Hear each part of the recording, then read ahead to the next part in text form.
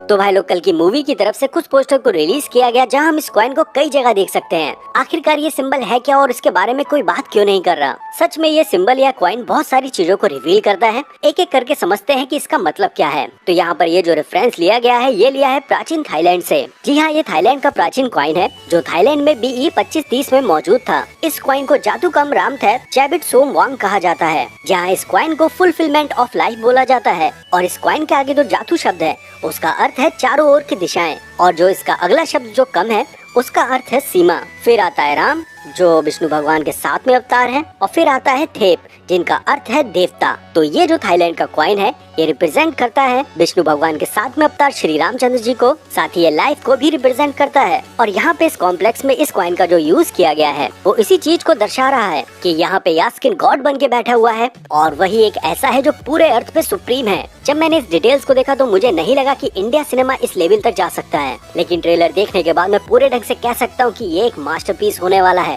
और मुझे लगता है कि ये पहला ऐसा एक ट्रेलर है जिसका ब्रेकडाउन करने के लिए कई क्रिएटर्स का आध्यात्मिक ज्ञान बढ़ा होगा। फिलहाल आज हम कल की मूवी के डिटेल्स और थ्योरीज पर बात करेंगे, और ये बिल्कुल वैसा ही है जैसा मार्वल मूवी को एक्सप्लेन करते हैं। तो ये सौभाग्य देने के लिए भारतीय सिनेमा का धन्यवाद, और देखते हैं क्या कुछ हमारे सामने नया आया है।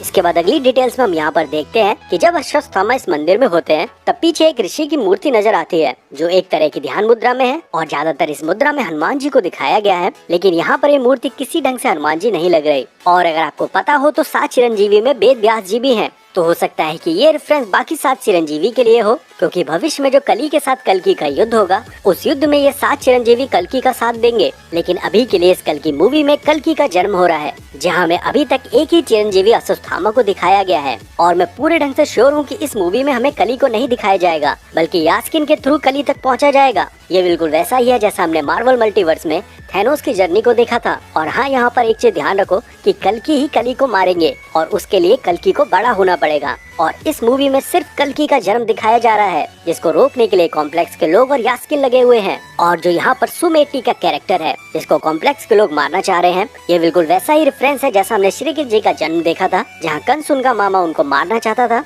और श्री कृष्ण जी के माता पिता को उनने कैद करके रख लिया था। जब श्री कृष्ण जी के द्वारा कंस का वध हो रहा था, इस चीज की भविष्यवाणी कंस को पता थी। तो वैसे ही यहाँ पर मुझे लगता है कि कली को पता है कि उसका वध कैसे होगा, और इसलिए वो यास्किन का सहारा ले रहा है। और जो हमने ट्रेलर में सुमेटी वाला भविष्य वाला नाम देखा है, तो ये नाम कल्कि की माता का होने वाला है भविष्य में, जिनका नाम होगा सुमिति। और यहाँ पर इस मूवी के लिए सुमिति का नाम कर दिया है सुमेटी। इसके अलावा यहाँ पर मुझे एक चीज और भी कंफ्यूज कर रही है। जैसे कल्कि के बारे में हर कोई जानता होगा कि फ्यूचर में कल्कि द्वारा कली का वध होगा और कल्कि सुमिति की कोख से जन्म लेंगे। तो इस चीज को रोकने के लिए केवल सुमिति के पीछे क्यों नहीं पड़ा जा रहा, जैसे हमने श्री कृष्ण भगवान की कहानी में देखा था कि कंस ने सिर्फ उनके माता पिता को ही कैद कर लिया था। तो यहाँ पर हमें ऐसा क्यों नहीं दिखाया जा रहा है। तो इसका आंसर मुझे ये लगता है कि यहाँ पर जितनी भी ये लेडी को हमने यहाँ पर देखा है कॉम्प्लेक्स के अंदर, इन सब के नाम सुम से स्टार्ट होंगे। जैसे सुमेटी जो हमने देख लिया है, और ऐसे ही सुम 81, 82, 92 ऐसे ही कुछ नाम आगे भी होंगे, और यही चीज कंफ्यूज करेगी यास्किन और कॉम्प्लेक्स के लोगों को। तो इसलिए मुझे यहाँ पे लगता है कि ये सारी जितने भी लेडी हैं इन सब के नाम सुम से ही होंगे,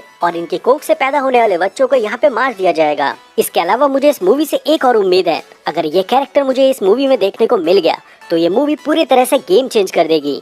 मैं बात कर रहा हूँ काकभूषण जी की। ये वो हैं जिन्होंने 11 बार रामायण को और 16 बार महाभारत को देखा है। ये एक ऐसे अमर प्राणी बन गए हैं जो मल्टीवर्स में ट्रैवल कर सकते हैं। और हमें कुछ ऐसा दिखाया जाए कि ये कल की सिनेमैटिक यूनिवर्स की कहानी काकभूषण जी द्वारा सुनाया जाए। ये चीज बिल्कुल सेम वैसी वाइब देगी जैसा हमने वॉचर को देखा है। लेकिन अब यहाँ पर थोड़ा सा सीन चेंज है, क्योंकि ये काकभूषण जी हमारे ग्रंथों से हैं और इनको बड़े पर्दे और लाइव एक्शन में देखना हमारा सौभाग्य होगा। चलिए अब हम थोड़ा बात कर लेते हैं कली के बारे में। तो कली कोई फिजिकल फॉर्म नहीं है, बल्कि ये एक तरह की काली धुंध या कालिक है जिसको आंखों से नहीं देखा जा सकता। और इस काली धुंध में कई सारी बुराई मौजूद है। और ये कली मुख्यतः 5 चीजों पर निवास करता है, जिनमें से एक सोना भी है। और जो ट्रेलर में हमने यास्किन को देखा है तो उसके गले में भी एक सोना है, और जो पूरा का पूरा कॉम्प्लेक्स बना हुआ है उसमें भी हम कई जगह पर सोना को देख सकते हैं। और मुझे लगता है कि कल की मूवी में जो हमें कली को दिखाया जाएगा वो हमें फिजिकल फॉर्म में नहीं दिखाई देगा, बल्कि एक तरह की फॉर्मलेस एनर्जी होगी जो अपने प्रचंड रूप में आने के लिए एक बॉडी ढूंढ रही होगी। और यही कॉन्सेप्ट यास्किन पर भी लग रहा है,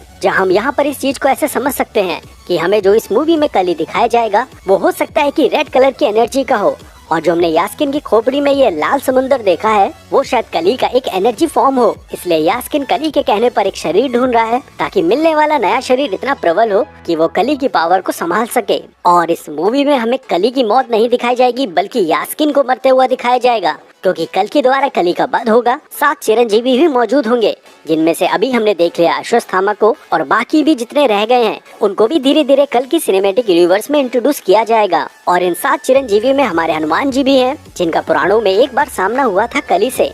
कली ने हनुमान जी के उपासना और उनकी भक्ति का मजाक बनाया था और हनुमान जी को ये समझ में नहीं आ रहा था कि ये सब क्या होने लगा है। इसलिए वो कैलाश की तरफ गए शिव जी से मिलने, जहाँ शिव जी ने उन्हें ये बताया कि कली का आगमन हो चुका है, लोग अत्याचारी हो जाएंगे, दुराचारी हो जाएंगे और सिर्फ आप ऐसे ही होंगे जो भविष्य में कली को मारने के लिए कल्कि का साथ देंगे। इसके अलावा यहाँ पर हनुमान जी अपनी एक शक्ति को प्रकट करते हैं जिसके बारे में किसी को कुछ भी नहीं पता। तो जब यहाँ पर कली चारों ओर एक धुंध में फैल जाता है चारों ओर, जो अब कैलाश मानसरोवर पर भी पहुँच चुका था, तब हनुमान जी क्रोधित होकर यहाँ पर टाइम को रिवर्स करते हैं अपनी गदा से। और इसी चीज को देखकर शिव जी यहाँ पर हनुमान जी को रोकते हैं। तो हनुमान जी के पास एक ऐसी पावर भी थी जिससे वो टाइम को रिवर्स भी कर सकते थे। फिलहाल हनुमान जी और कली का पहले ही विवाद हो चुका है, जिनको हम आगे सिनेमैटिक यूनिवर्स में जरूर देखना चाहेंगे। साथ ही कल्कि के साथ इन 7 चिरंजीवी को भी देखना चाहेंगे। इसके बाद अगली डिटेल्स है ये पेड़ जो शंबाला में है। इस पेड़ को अश्वत्थ कहा जाता है, जिसकी जड़ ऊपर होती है और शाखाएं नीचे। एक तरह का ये इन्वर्टेड पेड़ होता है, जहाँ ये बोला जाता है कि इस पेड़ पर विष्णु भगवान निवास करते हैं। साथ ही बताया ये भी जाता है कि जो कल्कि अवतार होने वाला है उनका जन्म इसी पेड़ के नीचे होगा। इसके अलावा यहाँ पर इस पेड़ के चारों ओर की जमीन को देखें तो यहाँ पर एक चक्र बना हुआ है और ये चक्र का सिंबल है हार्ट चक्र, जिसको हम अनाहत चक्र बोलते हैं। इस चक्र का कलर हरा होता है और अगर आप इस चक्र को और भी ज्यादा डीप से समझोगे तो इस चक्र को रिप्रेजेंट किया है हरियाली से। मतलब कि प्रकृति का जितना भी हरा भरा सब कुछ है वो सब कुछ आपके हार्ट चक्र को एक्टिवेट करता है और इसलिए इस चक्र पर एक पेड़ को भी दिखाया जाता है। और यहाँ पर जब इस अनाहत चक्र की बात हो रही है तो एक छोटा सा उपाय भी ले लो कि जो लोग इमोशनल ब्लॉकेज से गुजर रहे हैं, मतलब किसी तरह का कोई इमोशन अपने अंदर दबा के बैठे हुए हैं, चाहे वो किसी चीज का भी हो, चाहे आपके वो ब्रेकअप का या किसी प्रियजन का जाने का या किसी तरह का कोई भी इमोशंस, बस आप किसी भी हरे भरे पेड़ के पास जाइए और उसको कस के गले लगा लीजिए। और उसको गले ऐसा लगाना कि आपका सीना उस पेड़ से टच हो रहा हो। कुछ ही मिनटों में आपके सारे इमोशन फिल्टर हो जाएंगे। और अगर आपके आस पड़ोस कोई भी ऐसा पेड़ नहीं है तो अपने पापा को जाके गले लगा लो, और वो आपके बस की बात नहीं है, लेकिन फिर भी एक बार कोशिश जरूर करना। इसके बाद अगली डिटेल्स यहाँ पर इस महाभारत वाले शॉट से है, जहाँ पर अश्वत्थामा के साथ इन सारे सैनिकों को कोई पीछे धक्का दे रहा है। तो मुझे लगता है कि यहाँ पर अर्जुन ने धक्का दिया है, क्योंकि यहाँ पर इस कैरेक्टर के जो कपड़े हैं वो सफेद कलर के हैं और अर्जुन भी सफेद कलर के कपड़े पहनते थे। इसके अलावा यहाँ पर ये वो सीन हो सकता है कि जब अश्वत्थामा ने ब्रह्मास्त्र को अभिमन्यु की पत्नी की तरफ कर दिया था। इसके बाद इसी जगह पर यहाँ पर इस रथ और इन सैनिक को उड़ता हुआ भी देख सकते हैं। और अगर आप यहाँ पर ध्यान से देखोगे तो रथ के चारों ओर एक तरह की एनर्जी है जो थोड़ी डार्क ग्रीन जैसी है, लेकिन सवाल ये है कि इस एनर्जी को रिलीज किसने किया है और ये किसका रथ है जिसको इतना जोर से फेंका गया है। अगर आप इस चीज के बारे में जानते हो तो नीचे कमेंट बॉक्स में बता देना। इसके बाद इसी सीन में यहाँ पर साइड में एक बॉडी को देख सकते हैं जिसका सिर नहीं है, तो हो सकता है कि ये बॉडी द्रोणाचार्य की हो, क्योंकि महाभारत में द्रोणाचार्य की मृत्यु शीश कटने से ही हुई थी। कहानी ये थी कि इसी युद्ध स्थल पर अश्वत्थामा नाम का एक हाथी भी था, जिसको श्री कृष्ण भगवान ने भीम से मरवा दिया था और चारों तरफ शोर हो गया था अश्वत्थामा हतो हता, जिसका अर्थ होता है कि अश्वत्थामा हाथी मारा गया, जिसका अर्थ होता है अश्वत्थामा हाथी मारा गया। तब यहीं पर द्रोणाचार्य के पास सबसे निकट युधिष्ठिर भी थे, जिन्होंने चालाकी से अश्वत्थामा हतो हता की जगह अश्वत्थामा हतो को बहुत धीरे और हता बोल दिया, जिसके कारण द्रोणाचार्य को ये लगा कि उनका बेटा अश्वत्थामा मारा गया है। और इसी के चलते द्रोणाचार्य एकदम शोक में आ गए और सब अस्त्र त्याग कर वो शांति से ध्यान मुद्रा में बैठ गए। और यहीं पर धृष्टद्युम्न ने द्रोणाचार्य का शीश काट दिया था। तो हो सकता है कि यहाँ पर ये जो बॉडी हमें दिखाई दी है वो द्रोणाचार्य हो। इसके बाद यहाँ पर हम महाभारत का एक और शॉट देखते हैं, जहाँ पर ये महिला अभिमन्यु की पत्नी उत्तरा है और जिन पर अश्वत्थामा ने अपना ब्रह्मास्त्र चला दिया है। और यहाँ पर ये प्रेग्नेंट है और जो इनके पेट में शिशु है वो आगे जाके राजा परिषद बनता है। और पहली बार कलयुग का सामना राजा परिषद से ही होता है। साथ ही आगे जाके राजा परिषद ने ही कलयुग को 5 स्थान दिए थे, जिनमें से एक था सोना, और इसलिए कलयुग राजा परिषद के मुकुट में बैठ गया था, क्योंकि वो भी सोने का था। और इसी तरह से धीरे धीरे कली चारों ओर फैलने लगा।